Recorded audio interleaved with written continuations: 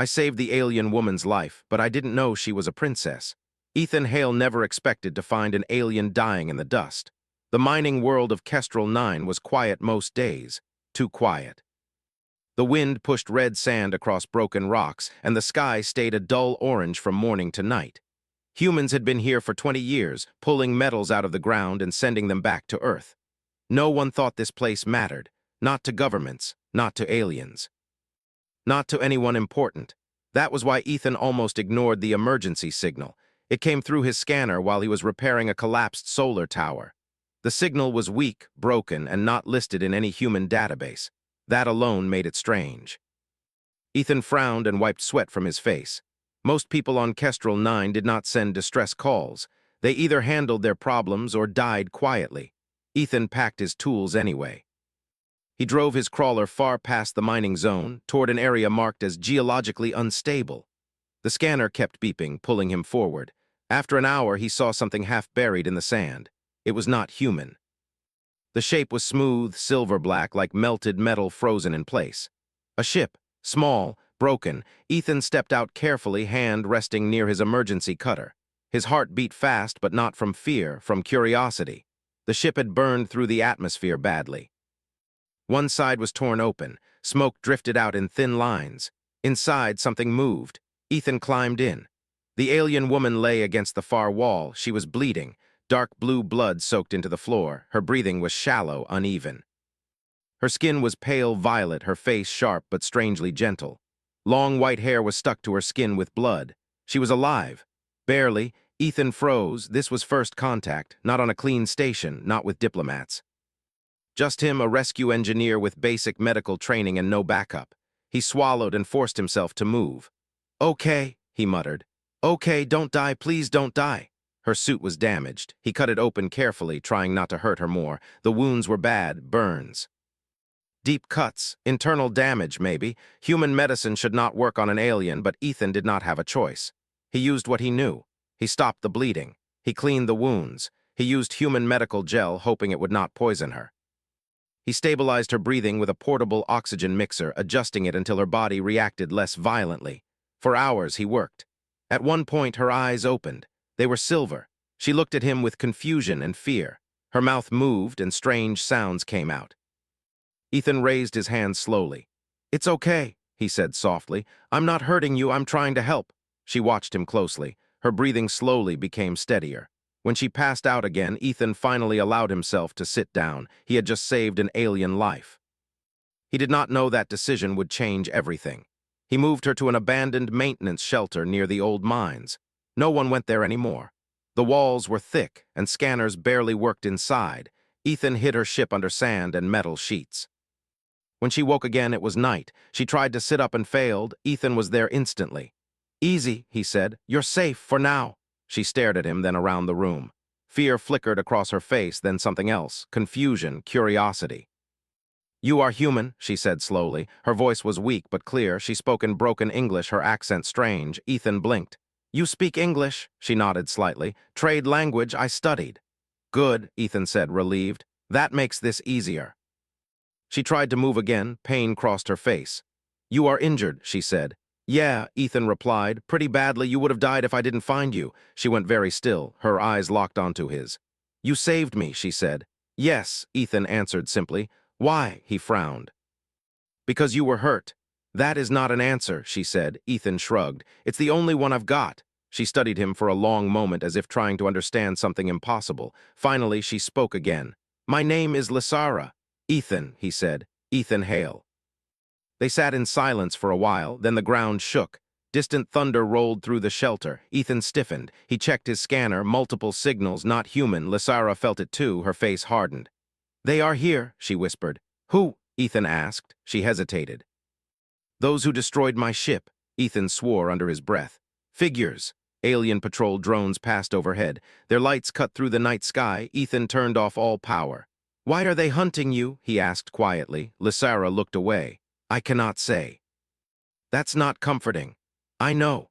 The next day, Ethan sneaked out to get supplies. He avoided cameras, avoided people. When he returned, Lysara was standing, leaning against the wall. She was stronger already. Human medicine was working, somehow. "You heal fast," Ethan said. She looked down at her hands. Your methods are aggressive, inelegant, effective. He smiled slightly. That's humanity for you. More ships arrived in orbit. This time, everyone noticed. The human colony leaders panicked. Official messages came out telling people to stay calm, telling them to cooperate. Ethan intercepted an alien broadcast by accident. His equipment was old, modified. It caught things it should not. The message froze his blood. Target confirmed, royal genetic markers verified, termination authorized if retrieval fails. Royal. Ethan stared at the screen. That night he confronted her. You're not just some random alien, he said. They're calling you royal. Lysara closed her eyes. I did not wish to burden you, she said quietly. Are you a princess? Ethan asked. She opened her eyes and met his gaze. Yes, Ethan laughed once, sharp and disbelieving. You've got to be kidding me. I am not, she said. An alien princess crashes on my planet and I patch her up with duct tape and gel, he muttered. Of course. They will not stop, Lysara continued. My death would give them excuse to claim your world, to punish humanity for interference. Ethan went cold. So by saving you, he said slowly, I put my entire species in danger. Yes, he ran a hand through his hair. Fantastic. Outside, heavy footsteps approached, not drones, troops. They are here, Lysara said. Ethan looked at her. She was trying to stand straight, trying to be strong. No, he said. They're here for you. He made a decision. You're leaving, he said. What? I'll distract them. You get to your ship. It cannot fly, she said. I'll fix it, he replied. I fix things, that's what I do. They will kill you, she said. Maybe, Ethan answered. But they'll have to go through me first. The door exploded inward. Tall armored aliens flooded the shelter, weapons raised. Ethan stepped forward, hands visible. I'm the one you want, he shouted. I helped her, take me. The soldiers hesitated. Behind him, Lysara stared in shock. Ethan did not turn around. She is under my protection, he said, voice shaking but steady. If you want her, you answer to me. The lead alien lowered its weapon slightly. A human, it said with surprise, challenging us. Ethan smiled grimly. Yeah, he said, get used to it. And above the planet, massive alien warships began to descend. Part 1 ends here. The alien soldiers surrounded Ethan in seconds. Their armor was tall and sharp, made to frighten weaker species. Their weapons hummed with quiet power. Any one of them could kill him without effort. Ethan stood anyway. Behind him, Lysara took an unsteady step forward, then stopped. Her hands trembled. She had never seen a being do this before.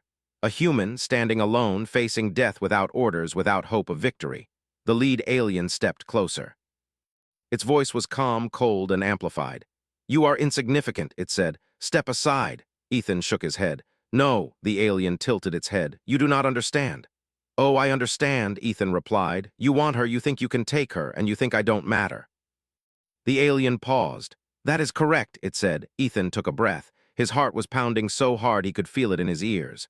She's not yours, he said. Not today. The soldiers raised their weapons. Lysara stepped forward then, her voice sharp despite her weakness. Stand down. The command carried weight. The soldiers froze. I am Lysara of the Imperial Throne, she said. By ancient law, you will not spill blood in my presence without cause. The lead alien hesitated. Princess, your return is required. My return will happen when I decide, Lysara replied. Lower your weapons. Slowly, unwillingly, they did. Ethan exhaled. He hadn't realized he was holding his breath. Moments later, the sky above Kestrel 9 burned bright. Massive alien warships descended into orbit. Their presence pressed down on the planet like a threat made real. The human colony went silent. Communication channels filled with panic. Human leaders sent messages immediately. They offered cooperation, apologies, explanations. They offered Ethan. Ethan watched the message on a cracked screen inside the shelter. Yeah, he muttered, that figures. Lysara saw it too. They would sacrifice you, she said softly. Ethan shrugged. From their point of view, it makes sense. It is wrong, she said. Welcome to politics, he replied. The alien empire demanded a formal hearing. It would be held aboard the flagship in orbit. Lysara was summoned. Ethan was taken as evidence. They restrained him, but not roughly. The aliens were cautious now, curious. On the flagship, everything was vast, smooth metal, endless halls. Alien beings of many kinds watched Ethan as he was led forward. Some stared with interest, others with quiet fear. Lysara walked beside him.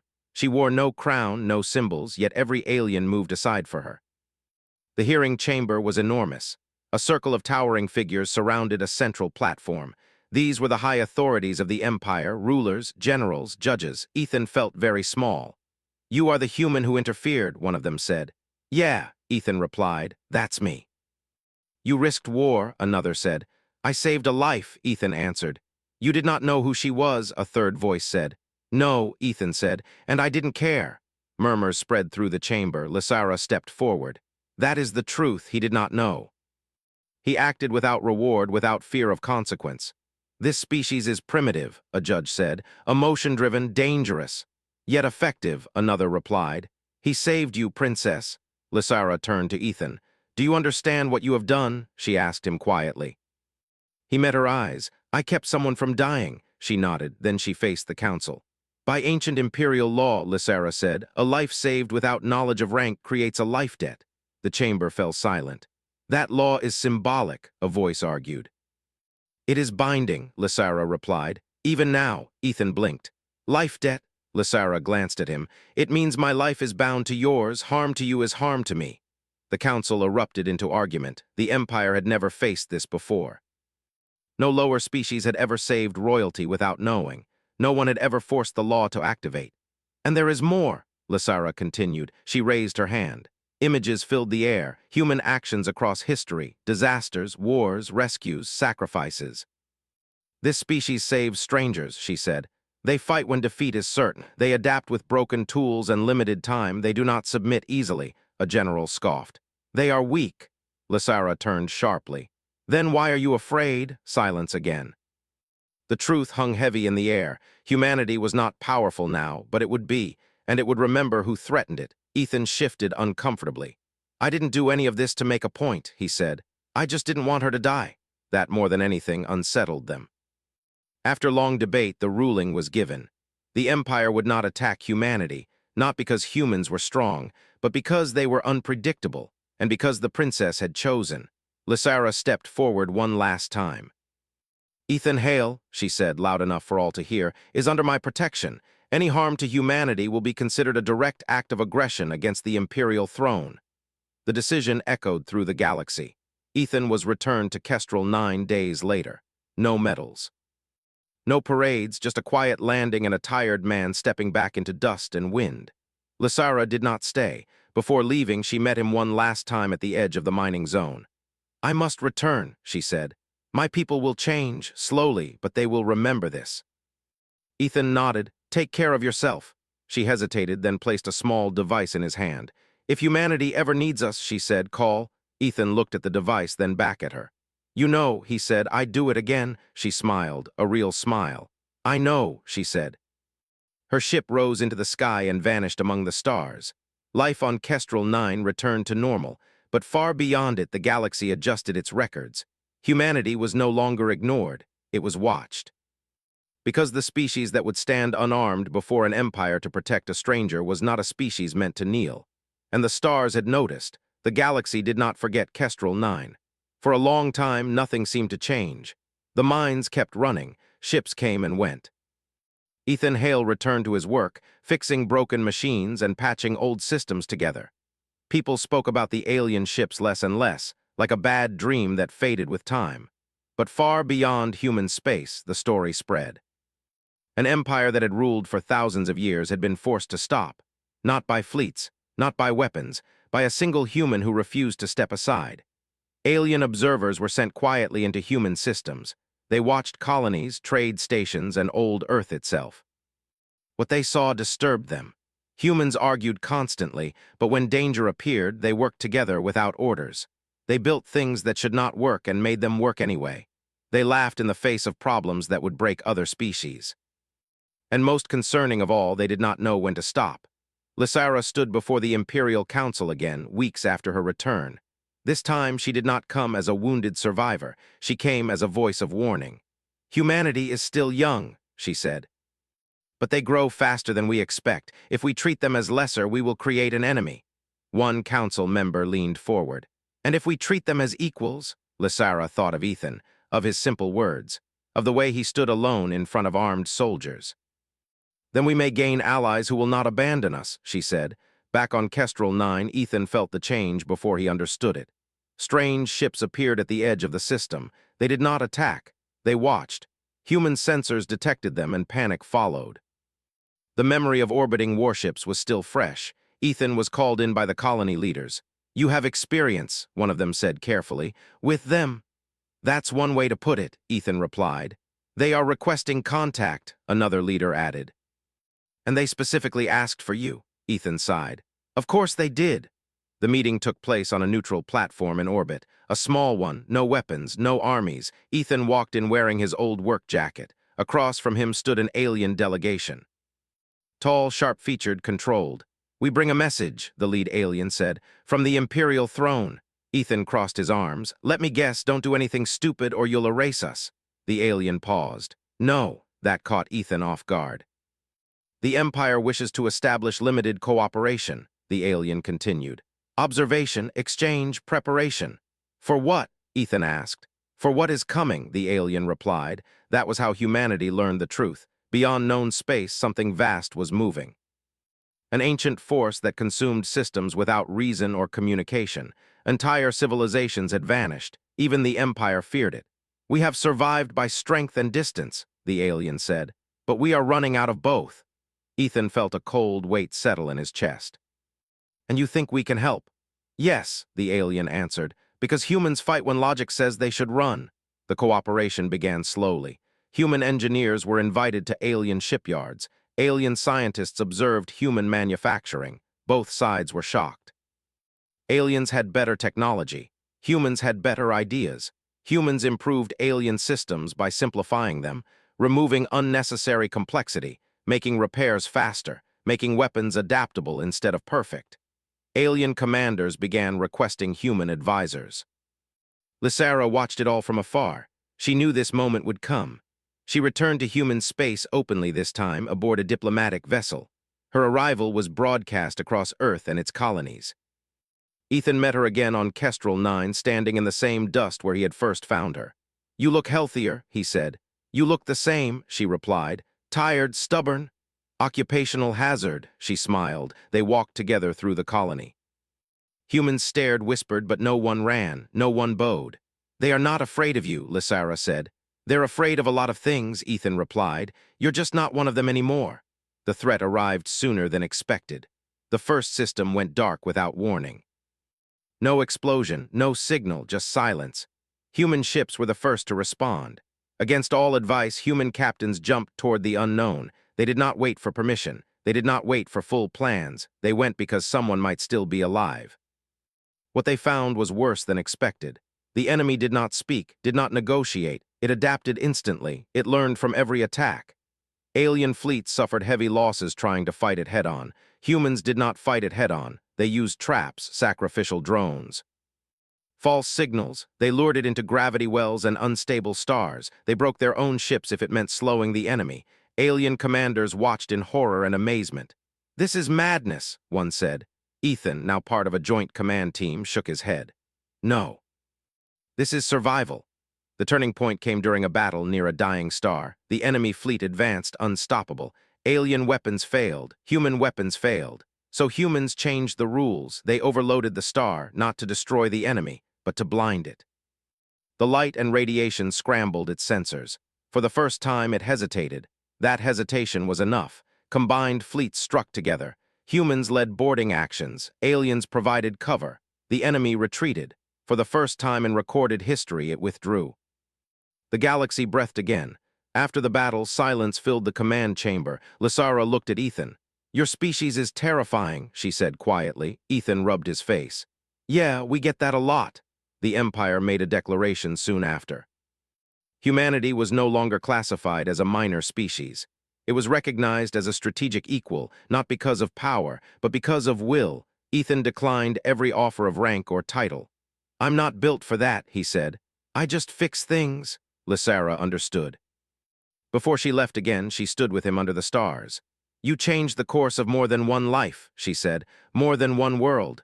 Ethan looked up at the sky. "I just didn't walk away." "That," she said, "is why the galaxy will remember you." As her ship lifted into the dark, Ethan felt something new, not pride, responsibility. Humanity had stepped onto the galactic stage, not as conquerors, not as victims. but as the species that refused to kneel, refused to abandon, and refused to be small. And whatever waited beyond the stars would learn the same lesson others already had. Humans do not back down. They adapt. They endure. And once they care, they never let go. The war did not end after the first victory. That was something both humans and aliens learned quickly. The enemy did not return in the same way. It did not rush forward or challenge fleets directly. Instead, it changed. It learned. Entire outposts vanished without warning. Supply lines collapsed. Navigation systems failed in deep space for no clear reason. Fear spread faster than any signal. Ethan Hale stood inside a joint command station built between human and alien space. It was unfinished, rough, full of cables and exposed walls. Humans had built it fast. Aliens had improved it. It was not beautiful, but it worked. Reports flickered across the screens. Another colony lost contact, another system silent. Ethan clenched his jaw. "It's probing us," he said, "testing reactions." Lysara stood beside him, her hands folded calmly, though her eyes showed concern. "It is learning how we think." "Then we stopped thinking the same way," Ethan replied. Human commanders listened closely. Alien officers did too. That alone would have been unthinkable a year ago. A human scout ship returned damaged but intact. Its captain had news. "The enemy ignored our weapons," the captain said, "but it reacted when we changed patterns, random jumps, unstable signals. It hesitated." "That means it predicts," Ethan said, "and prediction can be broken." The next weeks were chaos by design. Human fleets stopped following formation rules. They rotated command positions. They changed communication codes daily. They introduced errors on purpose, mistakes that were not mistakes. Alien commanders hated it, but it worked. The enemy slowed. Lysara watched humans closely during this time, not during battles, but between them. She saw crews sharing food with alien allies, engineers teaching without being asked, pilots joking hours before combat. They were afraid. They just did not let fear decide for them. The enemy finally struck back in force. A joint defense station near a populated world was targeted. Evacuation was incomplete. Millions were still on the surface. Alien fleets prepared for a defensive stand. Human commanders made a different call. "We draw it away," Ethan said. "That station will fall," an alien general warned. "Yes," Ethan replied, "but the planet won't." Human ships rushed forward, broadcasting false data, false energy signatures, false threats. They made themselves look important. The enemy followed. The station was destroyed.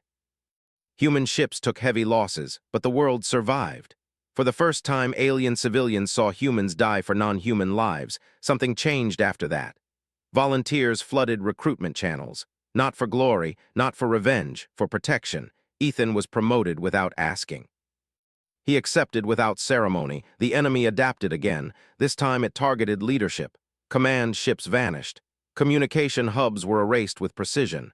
Panic threatened to break the alliance. Ethan saw the pattern too late. "Decapitation strikes," he muttered. "They're trying to break coordination." Lysara turned to him. "Then stop leading." "What?" "Remove the head," she said. "Let the body move on its own." The idea was dangerous. It was also human. Command was decentralized. Every ship received full authority to act independently. Plans were reduced to simple goals. Survive, protect, delay. The enemy struggled. It could not predict chaos born from shared intent. A battle near a shattered moon became the symbol of the war. Outnumbered, human and alien ships held position far longer than expected. They rotated damaged vessels to the rear. Shared power, shared oxygen, shared risk. When ammunition ran out, they rammed. When engines failed, they became shields. When hope faded, they fought anyway. The enemy withdrew again. This time, it did not return quickly. Months passed. Rebuilding began. Human worlds expanded defenses. Alien worlds opened borders. Technology merged. Cultures mixed awkwardly but honestly. Ethan visited Earth for the first time in years. He stood on real grass, feeling wind that did not carry dust. People recognized him, but they did not cheer. They nodded. They thanked him quietly. He preferred that. Lysara walked beside him through a city park. Children stared at her, curious, not afraid. "Your people adapt faster than any I've known," she said. "We don't really have a choice," Ethan replied. They stopped near a memorial wall. Names from many species were carved into it. Lysara touched one gently. "History will remember this age," she said, "as the moment the galaxy stopped standing alone." Ethan nodded. Or the moment we all learned we could. The enemy was not gone, everyone knew that, but it was wounded and afraid. Scouts detected movement far beyond known space. Retreat, consolidation, preparation. A final confrontation was coming. This time, humanity was not unnoticed. It was expected. Ethan returned to the stars. He stood on the bridge of a ship that carried no single flag. Human design, alien engines, shared purpose. Lysara addressed the fleet before departure. "We do not fight for dominance," she said. "We fight so that others may choose their own future." Human pilots nodded. Alien captains lowered their heads in respect. As the fleet jumped into the unknown, Ethan felt the same feeling he had that first day in the dust. Fear and resolve. He had saved one life once. Now he was helping save countless others. The galaxy had learned many lessons since then. That strength does not always come from power. That leadership does not always come from rank. That a species willing to stand unarmed before an empire would stand together against the dark. And somewhere beyond the stars, something ancient was learning a new truth. This galaxy was no longer easy prey, because humanity was here, not as rulers, not as destroyers, but as the ones who would not look away. And that made all the difference.